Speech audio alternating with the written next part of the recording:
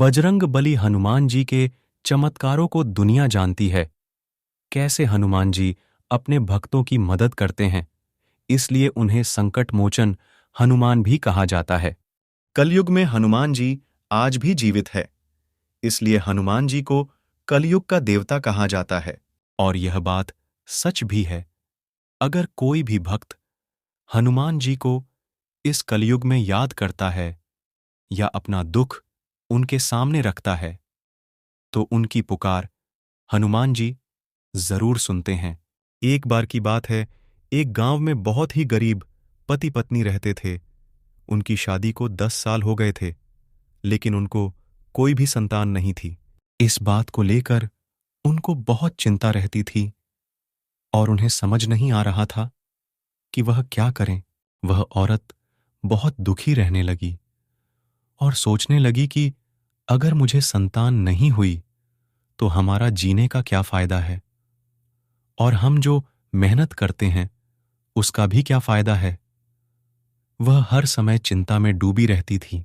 एक दिन उसकी एक पड़ोसन उसको बताती हैं कि पास में एक हनुमान का मंदिर है, वहां एक बाबा रहते हैं, तो उसके पास क्यों नहीं चली जाती। उसके पास जाकर देखो, क्या पता तुम्हें संतान हो जाए और भगवान तुम्हारी सुन ले। बहुत सोचने समझने के बाद वह उस बाबा के पास जाती है और वहां जाकर हनुमान जी की मूर्ति के सामने बैठकर रोने लगती है। जब बाबा उसको उसके रोने का कारण पूछते हैं, तो वह बताती हैं कि उसे कोई संतान नहीं है, और वह कहती है कि बाबा, तुम मेरे लिए हनुमान जी से प्रार्थना करो कि मुझे संतान हो जाए। मैंने सभी डॉक्टरों से अपना इलाज करवाया है, पर कोई फर्क नहीं पड़ा और मुझे कोई संतान नहीं हुई, और मेरी शादी को 10 साल हो चुके हैं।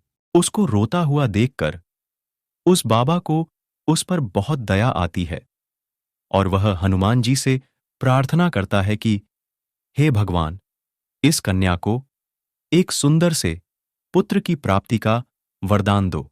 मैं आपके लड्डू का प्रसाद इसको दे रहा हूं। आप इसके ऊपर दया करना, इस दुखिया की रक्षा करना।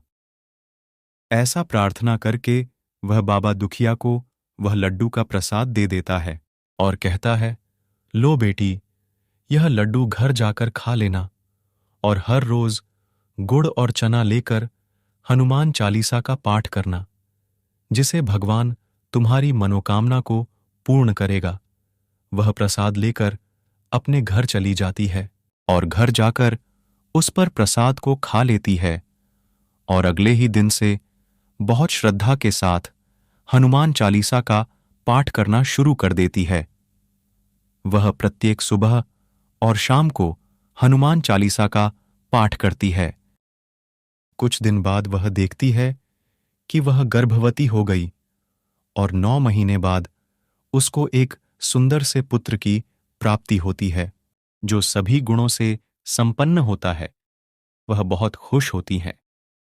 उसका पति भी बहुत खुश होता है और वह दिल से हनुमान जी को प्रार्थना करते हैं कि हे भगवान, जैसे हम दुखिया को तूने सहारा दिया है, ऐसे ही दूसरों की भी रक्षा करना।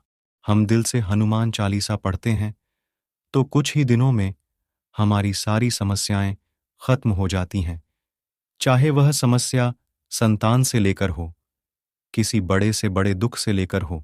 हनुमान चालीस पढ़ने से हमारी सारी समस्या खत्म होती है। वीडियो अच्छी लगी तो लाइक सब्सक्राइब करके कमेंट में जय बजरंगबली जरूर लिखें।